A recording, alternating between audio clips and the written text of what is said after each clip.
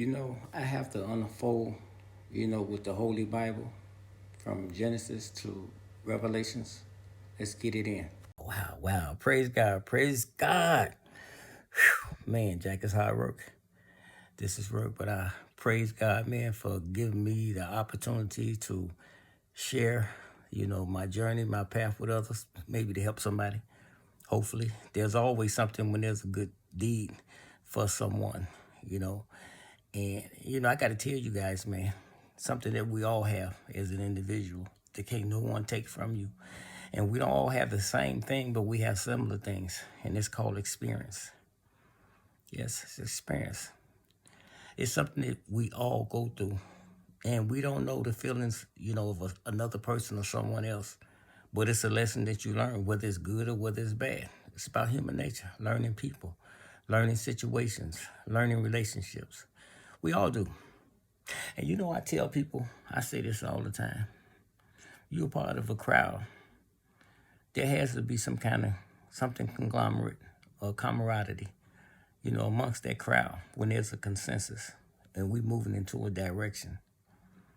But when there's a failure within that crowd, because of our way of doing things, the statutes that we establish, this is the way it is, that's something to pay attention to. We have to ask ourselves and be honest. What happened here? Why did it go like this? Something went wrong. What made this person act like this? What is the matrix here? These are things to be honest about. Because it happened. Good, bad, or ugly. Don't make a difference. But whatever it is, if it's a pattern and then it happens again amongst the crowd, that's the really time to pay attention. You have to say, you know what? What's the similarity in the first failure, the second, third, fourth? Because maybe we need to change up. See? Because it happened in 4 or 5 different directions. It wasn't like all 4 of them were sitting in the same room. One person was even in another city, another state. But it all happened to us because we all have the same beliefs. That's something to pay attention to. See? Yes. It can be what you call nefarious going on and you don't know it. About the catapult and you don't know it. Because you be so much into something and you be furious about different things and you're trying to change and mold things into the way you want it, even though you see there's no moral compass. There's nothing positive about it. Nothing benefits. It's one-sided. It's unilateral. Yes. I'm going to tell you something. I be studying. I be looking at my chessboard. I'm going to share that with y'all. I'm going to share something with you about the chessboard.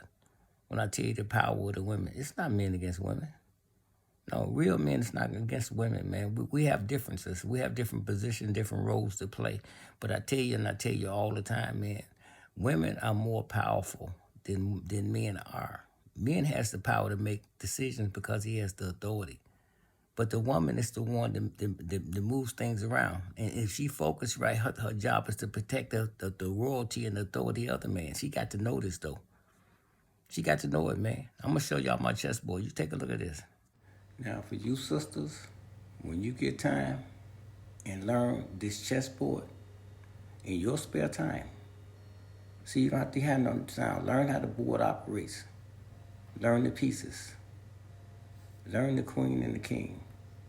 Learn the pawns, the bishops, the knights, and the rooks. These are the things you learn. This is your life. And see, you don't have no input because you control how everything moves on the board. See, I'm on this board. Sometimes I play one game for a whole year. Each day when I walk past the board, I just make a move on the chessboard. See? There's no talking. Just making moves. And usually you're trying to conquer when you're moving. You're trying to win. There's no attitude. There's no anger. There's no bitterness. There's nothing to contemplate about other than trying to understand what your next move is. So as I was reading the book of Esther, it's a small book in the Old Testament. And I remember like I told you, reading from Genesis to Revelations, man. But it's certain parts of the Bible that they never talk about in the church, maybe because it's a small book or maybe because they feel as though it's not really important. But it's always something important when somebody live a life of martyr, willing to sacrifice their lives for a cause or for a purpose. Esther was one of those people, man. And her uncle Mordecai, which I think how I read it was not her real uncle, but he was friends with her father, her mother, before they was killed. I'm paraphrasing that because I haven't read the book in a while. So he adopted her pretty much and called her, and they was Jewish people, and he was an uncle. And they went to this village, man, where this popular feisty queen, I guess she was jealous of the Jewish girls or Jewish women or whatever. And she felt intimidated, so the king, pretty much got rid of her, and he had a whole nother selection of women. But you got to understand, at the time, the king or no one knew the kindred of Mordecai, her, and quite a few others. There was Jewish people, which was a minority like us African Americans in America. But he didn't want to be judged, by his, his nationality. He wanted to be judged by his, his mankind, his righteousness, for who he was, his values. That's why he never told. Anyway, fast forward. Esther made it to the kingdom across the royal floors. See, so he had what you call a Jewish woman inside the kingdom. They wasn't in there to do no harm. It was just that he chose her because she was a beautiful young woman. So, but they didn't know the connection between her and Mordecai. They communicated secretly, right? But there was no. So in other words, whatever was going on in the hood, Mordecai was able to tell her because she was in the place of royalty to change the laws, change the rules, or what was going to happen, or what they was planning, or even plans against the king, because he was in a place where all of the deception and all the conniving was going on. Yeah, you could read that between lines, like I said, in the book of Esther. It's a little bit more thorough, than that. But some of you have to just read between the lines. But anyway, when they had plotted to fast forward, they had plotted to kill the king, Ahasuerus, or whatever his name was. They was planning to kill him, right? And kill all the Jews and Mordecai, so and so, so and so. So this is the other thing too. Back then, you couldn't just go to the king. You had to get like 30-day notice before you come across the royal floor. If you do that before then, you can be hit. Back then, man, things were messed up. So, but anyway, this was an emergency. So Esther, she had to sacrifice gambling with her life going across the royal floors because all this stuff was supposed to jump off the next day. And she gambled and she did. And she got the message across. So, but like I said, read the book, man. Because like I said, it's bits and pieces of it. It's kind of vague. But I thought about that because a lot of times when we be, doing videos through social media, a lot of times, man, that it become men against women. And it's not here with me. See, it's not, no, it's not men against women. And a lot of other guys, they just tired. It's not men against women. They just tired of just putting up with a lot of the drama.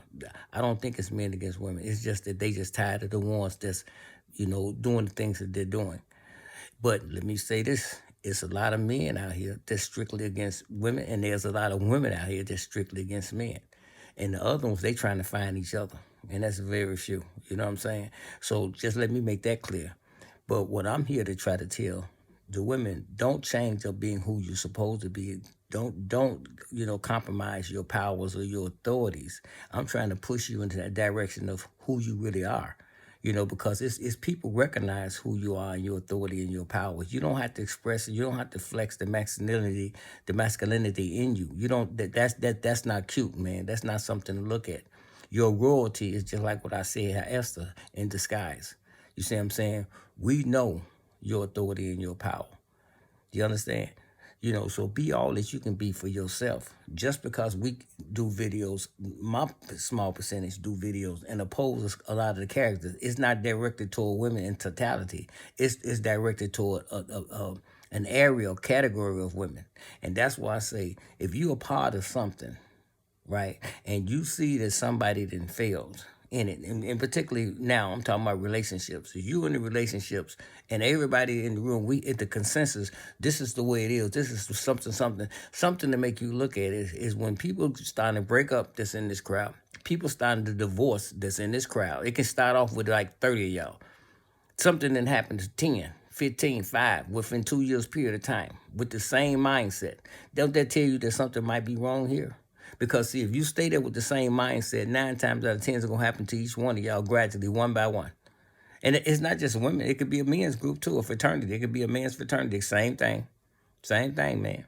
Sometimes you got to think individually, and you got to ask yourself, how much harm is this behavior of my thinking gonna cause of my family, or cause my friends, or cause my life? Because a lot of things you do might not be intentional. You're not looking for those results, but a lot of times, man, be so much damage done behind what you do. And you don't even really be meaning no harm. And a lot of y'all got too much pride. You don't even know how to apologize and say, I'm sorry. A lot of y'all can't even do that, man. You'll start drinking or do something, live the rest of your life, man, in sorrow. And be behind the scenes, man, going through it, man. Penitence. And won't be saying anything, man, to nobody about anything. You just go through it. And you feel real bad, and you feel sorry, you just never say it. Because you feel stupid. You try to stay away from it, so whoever don't know about it, I'm not finna bring it up while I'm talking, I'm drinking, maybe. I'm not gonna bring it up. See? But you live in that sorrow, man. So look, when I say things to you, I say this to you. If somebody really care about you, that somebody really loves you, you fix your mouth to say the right things, they're gonna listen to you, whether it's a man or a woman. But you got to be humble to do that. Because see, when you humble, it's going to tell in your tone, it's going to tell in your vibe, your whole attitude about it. But it takes a lot, man, to be big, man. It takes a lot to be real. But when you do, people can hear you, man. And I'm going to tell you something. Because when you come that way, you got to understand, coming in the gate, the person that you didn't fill out with, they're going to reject it because they don't know this other person you've been introduced. That's the first thing. So their attitude instantly, you got to prepare for that. Because they don't know this person that you finna be. They thinking you finna be that same combative person when you come. They don't know you coming humble. So you got to be ready for that too. Because you got that coming, man. And a lot of y'all, like I said, man, you don't know this. You don't realize it because you've never been there. But that's only for people who want to salvage something that they lost. You see what I'm saying? Who trying to put something back together. Some people just pack it up and just say, man, it's a wrap. And for you, okay, that's cool. But look at people that it may affect. Who else will it affect? Do we have kids involved? Do we have family? Do we have business? Do we have a home? Do we have cars? Or what do we have tied into this? Can we just make it into a business relationship then? Look, man, I'm gonna tell you. Like I always say, I use social media. It's like therapy, but it's also to give back, man, experiences, man, through my life. And a lot of things I went through in a lot of relationships, man, in my life, man. Do I have regrets about? No, I told you I never was a cheater or none of that kind of stuff. My values and stuff was different. I was a street type person, so my stuff was different, for us with that. Me breaking up in a lot of relationships probably because I'm stupid like that. You know what I'm saying? So, but it wasn't nothing I did wrong. You know what I'm saying? It's just you either move on. Is it bad? No. I mean, look, I got my sanity.